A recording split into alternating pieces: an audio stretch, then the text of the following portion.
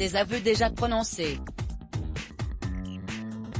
En privé pour Colleen, cette mise à distance forcée avec sa demi-sœur est, selon elle, en désaccord total avec les aveux et excuses que son père lui aurait adressés en privé. Il nie là, publiquement, moi j'ai des échanges avec lui dans lesquels il ne les nie pas, dans lesquels même, il s'en excuse, même s'il s'estime lui-même victime, soit de Jean Manson, soit de l'époque, de plein de choses, affirme-t-elle, tout en laissant entendre que ces échanges seront présents dans le dossier juridique.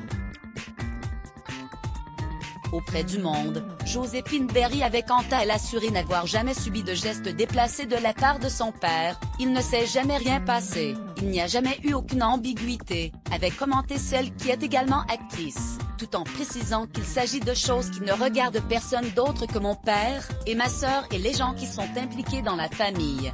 Mardi sur BFM, Colleen Berry-Rojetman a également évoqué les actes de violence conjugale reconnus par son père, non seulement envers sa mère, mais aussi contre Jean Manson. Ça faisait 40 ans que mon père niait les violences conjugales et là il les reconnaît.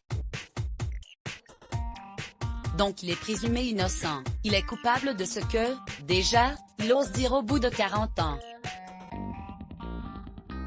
Il faudra peut-être 40 ans pour reconnaître le reste. Nous avons relaté les dires à BFM TV de Colleen Berry-Rojetman, qui prend ses responsabilités de cette déclaration. Richard Berry reste présumé innocent des faits qui lui sont reprochés jusqu'au jugement de cette affaire. Let's block ADS.